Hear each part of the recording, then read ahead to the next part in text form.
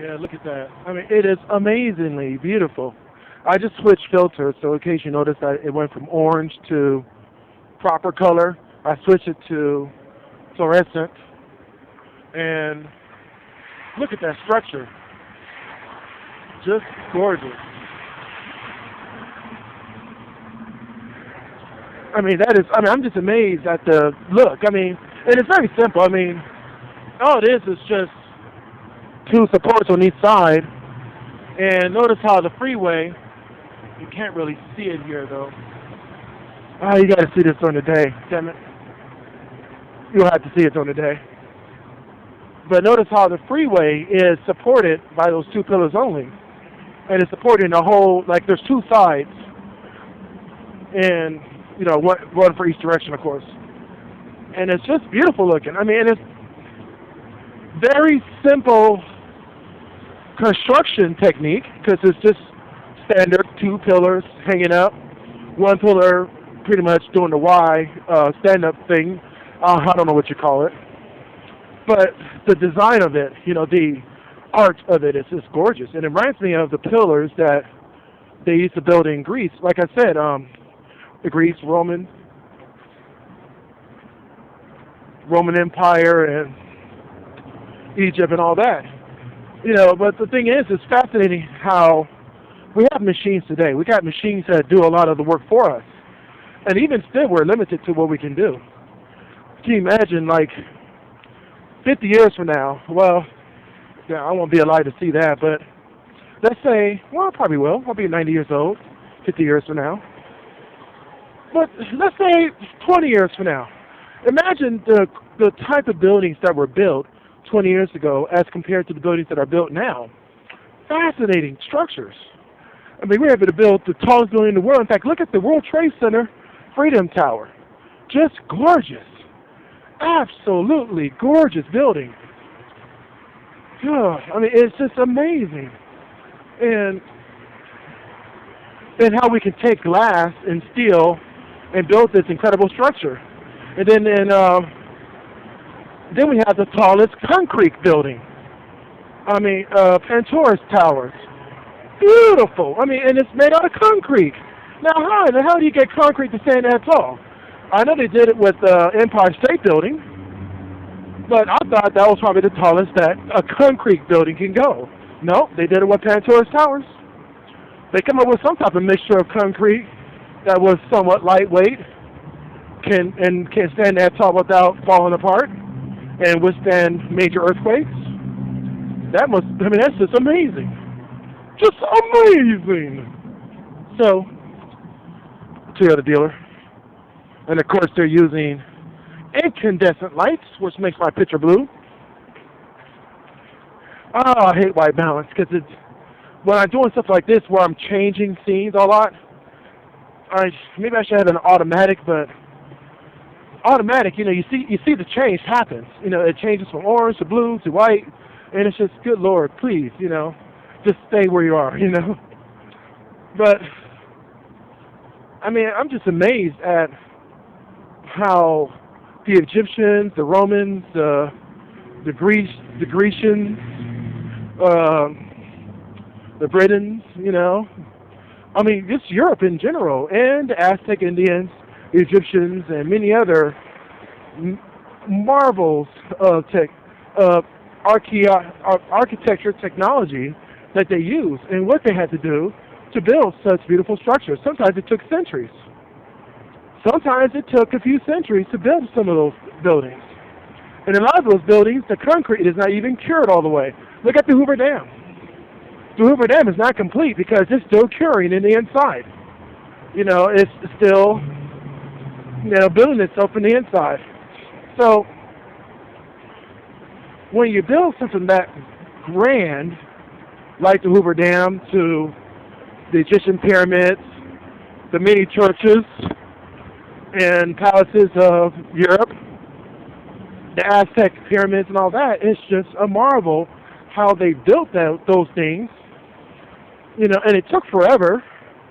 Sometimes it took a few decades, sometimes it took centuries. You know, but it took years to build those things. Now, we could build a freeway within 10 years. an entire freeway, not just a section. Like, if they were just building this section here, if they were just building this right here, it'll probably take a year. A whole freeway takes like 6, 7 years, probably even 10, or even 20 years, because you got to imagine the planning that gets involved. You have to deal with the politics, and there's a whole lot of BS that goes behind it.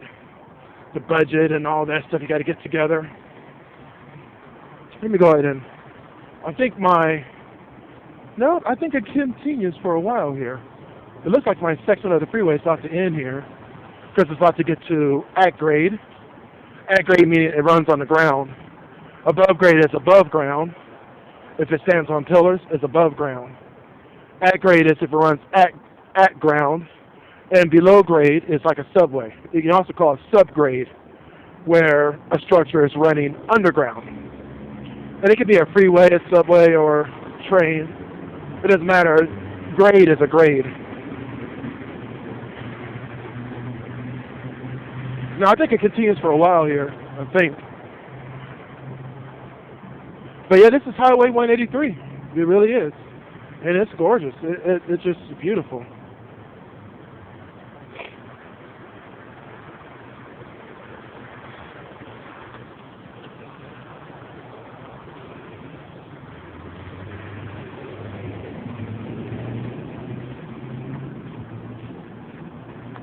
And there's a person flying, a couple of homeless people there, just trying to stay safe under this bridge.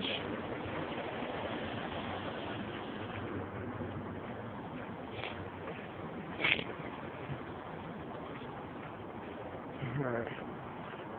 You can't really see them, but they're on the right side.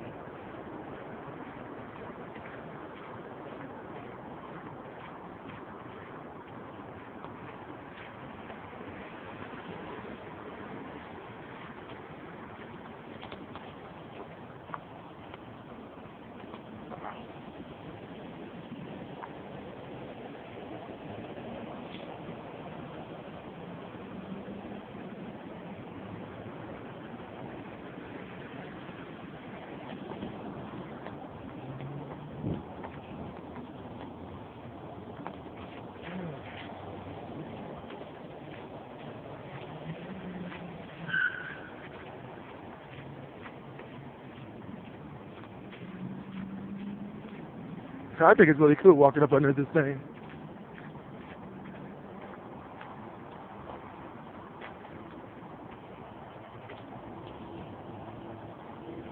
It's just really sweet.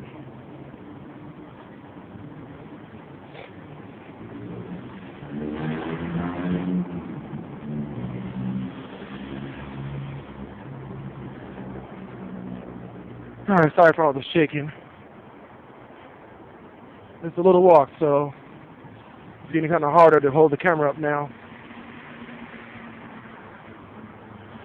Oh, this morning I finished last week's vlog, which was called The Endo, and basically talking about the end. But of course, you know, the doors were incorrect on this is the end. It wasn't the doors, actually was the Mayans. But even they weren't incorrect because they never mentioned or said anything about the end of the world. The Mayans didn't predict the end of the world. They just had a calendar that ended on December 21st, 2012. That's it. So there's really no end to anything according to the Mayan calendar. But a lot of scientists and people thought that something was going to happen because of the alignment of the sun with the center of the galaxy will cause some weird changes with Earth, especially with the North Pole and the switch, which hasn't happened still. That magnet, or that big piece of rock that controls our magnets, has not moved. Well, it's moving constantly, but it hasn't. It was supposed to make a big jump, like snap, but it hasn't done it yet. If it does happen, it happens. You know, the North Pole will become a nice paradise. And so with Antarctica, and probably America will become the frozen land, sitting on top of the world, you know, because our axis will be off. But until that happens, we're safe for now, I guess. We're never really safe, because anything can happen at any time. You never know when something's going to blow up or a big rock is going to head our way. But you know what? You can't worry about all that stuff, because what's the point? If it happens, it happens. You know? 183, folks. That's right. 183. I know I'm not going to include this whole video in my vlog. I'll probably just grab excerpts. And so if you're watching the uncut video, you're seeing this whole entire video uncut, unedited, straight from the camera. I'm at 15% battery now. So if I don't get home right away, eventually I'm going to run out of batteries and this phone will cut off.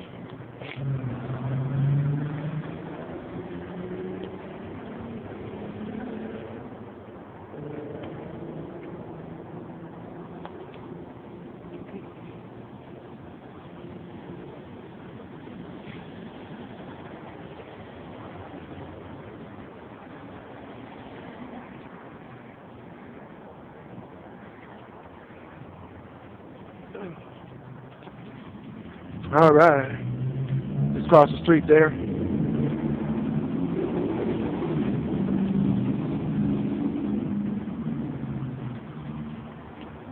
All right, I think at some point the freeway is going to go at grade, so I got to exit stage right, not left, right, and head on over to the sidewalk on the side of the road here. Oh, just to let you know, this is Research Boulevard as well. Research Boulevard is the side roads, the access roads for the Highway 183. And I'm headed towards Burnett. And I just came from the Lamar Boulevard Transit Center, the North Transit Center for Lamar. The North Lamar Transit Center, whatever. I'm kind of getting tired now, because I'm walking at a good pace, and I'm keeping that pace up. Not slowing down, not speeding up. So I'm not slowing down when I go uphill and stuff like that. So my back is like starting to kill me. Which at some point I may slow down. I mean, I'm not like out of breath or anything like that, even though it may sound like it. But I'm like, oh, okay. Back's starting to hurt a little bit. Oh yeah. There we go.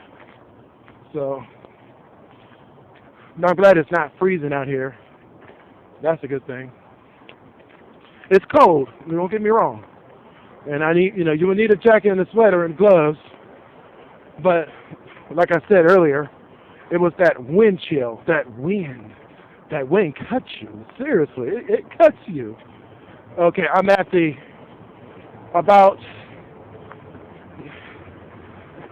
600 feet in front of me is the end of this above grade section of Highway 183, and that is what I walked so far. Of course, you can't see the end of it because it's kind of a hilly thing going on there, and I'm near the end.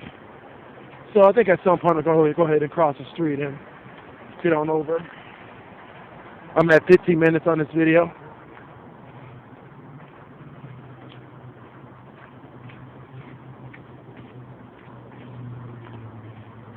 Yeah, I think I'll cross here. It'll be a good place to cross. Alright, so on that note, I'm going to go ahead and shut the camera off. You guys have a good night. And peace!